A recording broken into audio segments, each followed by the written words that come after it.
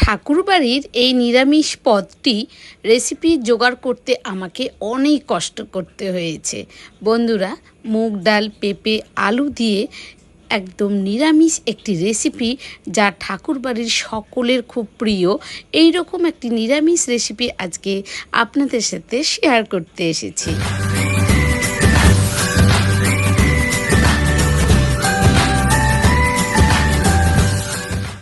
নমস্কার বন্ধুরা, আমাদের বাঙালিদের ঘরে ঠাকুরবাড়ির রেসিপিগুলো একদম রাজকীয় পদের তৈরি হয়। তো সেই ধরনেরই একটি নিরামিষ পদ আজকে আপনাদের সাথে শেয়ার করতে এসেছি। তো সবার প্রথমে আমার যেটা লাগবে মুগ ডাল। মুগ ডাল ওই মোটামুটি আমি 1 কাপের থেকে একটু কম নিয়ে কাঠখোলায় একটু লাল লাল করে ভেজে নামিয়ে রাখছি। এরপরে কড়াইয়ে আমি এটা সর্ষের তেল দিয়েছি, এখানে 2 চামচ।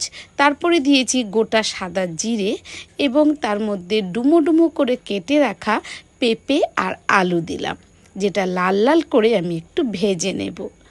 বন্ধুরা, পেঁপে খেতে অনেকেই পছন্দ করেন না, কিন্তু ঠাকুরবাড়ির এই রেসিপিটি যদি রান্না করে দেন পাতে, তাহলে পেঁপেটাও যেন অমৃত হয়ে যাবে।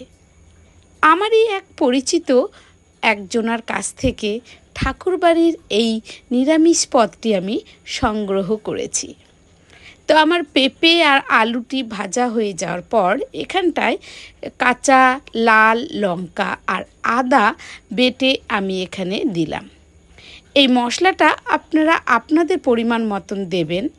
আমরা রান্না করতে সবাই মোটামুটি পারি, তাই না? তো মশলার অনুপাতটাও আমরা মোটামুটি সকলেই একটা হিসেব করেই চলি। এর মধ্যে দিয়ে দিলাম গুঁড়ো মশলা, যেটা জিরের গুঁড়ো, হলুদ গুঁড়ো আর লবণ। এরপরে মশলাটাকে দিয়ে আমি আলু পেঁপেটাকে ভালো করে নেড়ে নেব এবং কষিয়ে নেব। আমি এবার ডালটাকে একটু ভালো করে কিন্তু ধুয়ে নেব। ঠাকুরবাড়ির রান্না বলে কথা, অবশ্যই খেয়াল রাখতে হবে পরিষ্কার পরিচ্ছন্নতা। তো আমি এটা ভালো করে ধুয়ে নিয়ে ডালটা এবার সেই আলু পেঁপে মশলার মধ্যে দিয়ে ভালো করে নেড়ে চেড়ে একটু কষিয়ে নেব।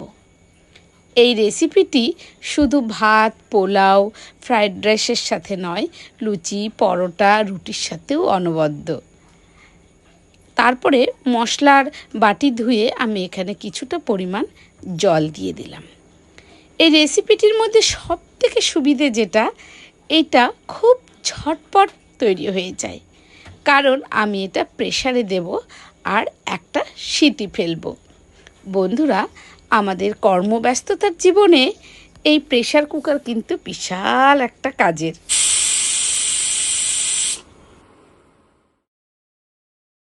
তো আমি প্রেসারে 2খানা সিটি মেরেছি। মারার পর দেখুন আমার পেঁপে, আলু, মুগ ডাল মোটামুটি সব সেদ্ধ হয়ে গেছে। এরপরে আমি একটা কড়াইয়ে এখানটায় 2 চামচ দিলাম গাওয়া ঘি। এটা হচ্ছে ঠাকুরবাড়ির একদম সিক্রেট জিনিস, সিক্রেট মশলা, যেগুলো এখন আমি আপনাদেরকে বলবো, এবং আপনাদের এই রেসিপিটি হয়ে উঠবে রাজকীয় একটি রেসিপি। তো এই গাওয়া ঘিয়ের মধ্যে আমি দিলাম গোটা সাদা জিরে, তেজপাতা এবং দিলাম শুকনো লঙ্কা। আর এইটা কি বলুন তো, এইটা দিলাম হিং। এই হিং দিয়েই কিন্তু এই রেসিপিটা দারুণ স্বাদের হয়ে যাবে। যারা পেঁপে খেতে পছন্দ করেন না, তারাও কিন্তু খাবেন। তো এর মধ্যে পড়লো ঘি এবং হিং, তাহলে ভাবুন যে এর স্বাদটা কোন মাত্রায় গিয়ে পৌঁছচ্ছে। তো বন্ধুরা, এই রকম একটি নিরামিষ পদ বাড়িতে রান্না করে সবাইকে চমকে দিন। আর যেহেতু নিরামিষ পদ, আমি দিলাম একটু মিষ্টি, এটা আপনারা স্কিপ করতে পারেন। আর সবার শেষে আমার প্রিয় মশলা, গরম গোটা মশলা থেতো করে আমি এর মধ্যে দিলাম। আমি আমার রেসিপিগুলোতে ওই বাজারের প্যাকেট বন্দি গরম মশলাগুলোকে একটু এড়িয়ে চলি, কারণ আমি খুব একটা পছন্দ করি না। আমি পছন্দ করি গোটা গরম মশলা থেতো করে রেসিপিতে দেওয়ার জন্য।